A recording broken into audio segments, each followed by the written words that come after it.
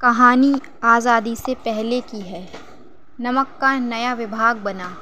विभाग में ऊपरी कमाई बहुत ज़्यादा थी, इसलिए सभी व्यक्ति इस विभाग में काम करने को उत्सुक थे। उस दौर में फ़ारसी का बोलबाला था और उच्च ज्ञान के बजाय केवल फ़ारसी में प्रेम की कथाएं और श्रृंगार रस के काव्य पढ़कर ही लोग उच्च पदों पर पहुंच जाते थे।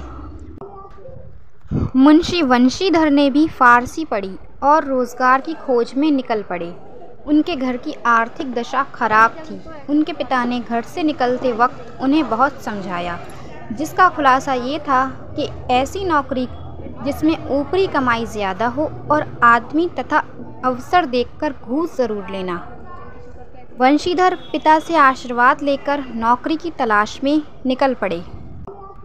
किस्मत से नमक के विभाग के दरोगा के पद पर नौकरी मिल गई, जिसमें वेतन अच्छा था तथा साथ ही ऊपरी कमाई भी थी। ये खबर जब पिता को लगी तो वो बहुत खुश हुए। मुंशी वंशीधर ने 6 महीने में अपनी कार्यकुशलता और अच्छे आचरण से सभी अधिकारियों को खुश कर लिया।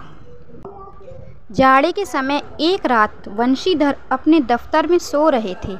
उनके दफ्तर से 1 मील पहले जमुना नदी थी, जिस पर गांव का पुल बना हुआ था। गाड़ियों की आवाज़ और मल्लाहों के कोलाहल से उनकी नींद खुली।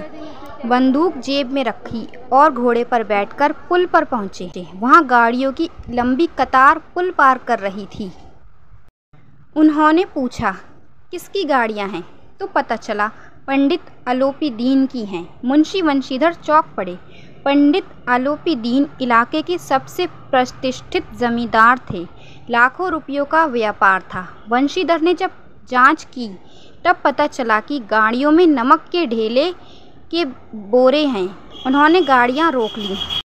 पंडित जी को ये बात पता चली तो वो अपने धन पर विश्वास किए वंशीधर के पास पहुँचे और उनसे गाड़ियों को रोकने के बारे में पूछा।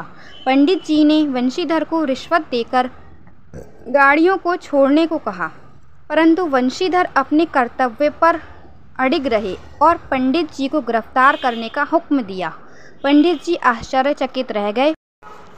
पंडित जी ने रिश्वत की रकम में इजाफा किया, परंतु वंशीधर नहीं माने और पंडित जी को उन्होंने गिरफ्तार कर लिया। अगले दिन ये खबर आग की तरह चारों तरफ फैल गई कि पंडित आलोपी दीन के हाथों में हथकड़ियां डालकर अदालत में लाया गया। हृदय की ग्लानि और शोक और लज्जा से उनकी गर्दन झुकी हुई थी। सभी लोग चकित थे कि पंडित जी कानून की पकड़ में कैसे आ गए। सारे वकील और गवाह पंडित जी के पक्ष में थे। वंशीधर के पास केवल सत्य का बल था। न्याय की अदालत में पक्षपात चल रहा था। मुकदमा तुरंत समाप्त हो गया। पंडित आलोपी दीन को सबूत के अभाव में रिहा कर दिया गया। वंशीधर की विचारहीनता के बर्ताव पर अदालत ने दुख जताया, जिसके कारण एक अच्छे व्यक्ति को परेशानियों का सामना करना पड़ा और भविष्य में उसे अधिक होशियार रहने को कहा गया। पंडित आलोपी दीन मुस्कुराते हुए बाहर निकले। रुपए बांटे गए, जबकि वंशीधर को 1 सप्ताह के अंदर कर्तव्यनिष्ठा का दंड मिला और उन्हें नौकरी से हटा दिया गया।